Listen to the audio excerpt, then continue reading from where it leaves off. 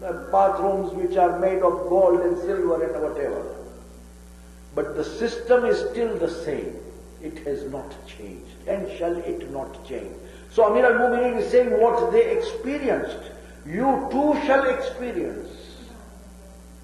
If today we have complaints against our spouses, be it our wives, or for the wives, don't be disheartened, the husbands, the complaints against the husband, so did people in those previous years have. Allah is talking about the wives of Nuh and Lut in the Quran. The wives of Rasulullah gave him trouble. So who are we? It's two human beings that need to learn to live together and understand each other and move in the same direction. Especially when it comes to raising the family, especially when it comes to raising our children. Sallallahu Muhammad wa alihi.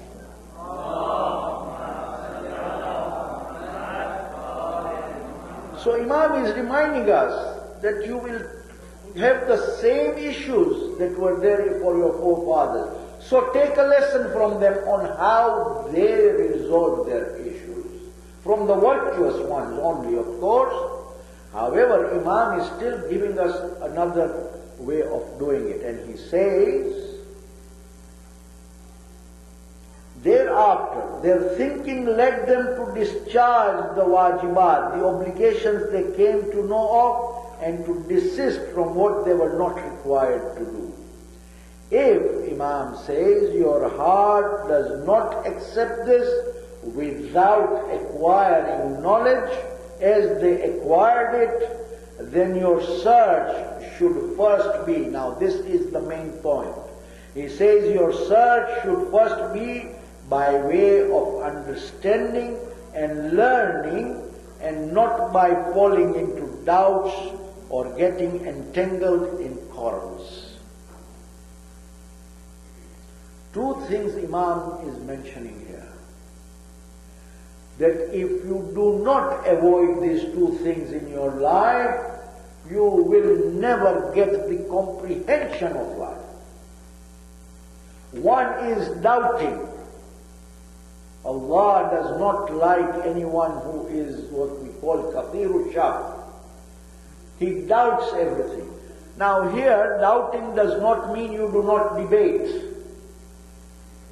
Islam encourages debate, because in a debate, if you have a debate which is intellectual, of course, and objective to be able to learn and understand, this is a healthy thing. When we go to a class, when we go to a college, when we go to a university, we debate about concepts. When a scientist says that this is how the body works, we say it does not work that way. So that we may learn the depth of how it works. Not because we don't want to accept his principle, but because we want to comprehend his principle. But if I start having doubts in my mind, that this is how it should be working, no, the earth is not round, it should be flat, I cannot believe it is round, maybe it is oblong, maybe it is spherical, maybe it is this, maybe it is that, I will never learn what it is. So Imam is telling us there are two things. One is do not get into doubts, learn the knowledge correctly, and two, do not get into quarrels. Being quarrelsome, argumentative, trying to fight our way is all results of egoism. When we are egoistic, we don't want to accept the other person's viewpoint. It is, again I want to emphasize that this is not against objective and knowledgeable intellectual debating, no. This is being quarrelsome. Because he said this, I have to say something against it. Even though I agree and accept consciously that what he's saying is right. Being quarrelsome will not give us any progress. So Imam is drawing our attention that learn the knowledges that is required and shun all doubting and quarreling. Then Imam then gives us a foundation. Imam tells us, and before you probe into this, you should begin by seeking your Allah's help and turning to Him for competence and keeping aloof from everything that throws you into doubt or things that or flings you towards misguidance. Imam is alluding us to accept the fact that not every knowledge that is out there is useful, and not every knowledge that is out there is truthful. So Imam is saying the baseline, the foundation of learning the truths of this life is by seeking Allah's help only, because Allah is Haqq. And the only truth that comes is from Allah subhanahu wa ta'ala, who is the one who created this universe, who is the one who runs this universe, who is the one who makes everything happen in this universe. And therefore it is so important that we seek Allah's help and not seek any other help. This does not mean we do not seek help of those who take us towards Allah. Yes, everyone that take us towards Allah, we take their help. But we know that Allah is the ultimate helper. He is the khairul hafidhin. He is the ultimate protector.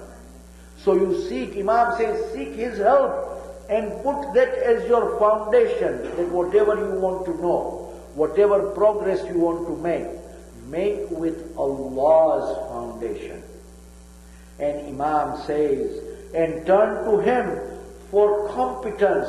Seek help that He opens our minds to be able to comprehend the truths of life.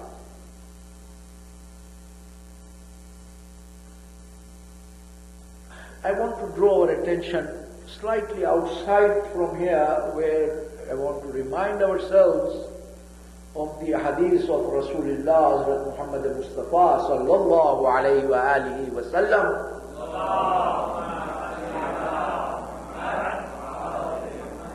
Where he says, man is asleep, and niyamun.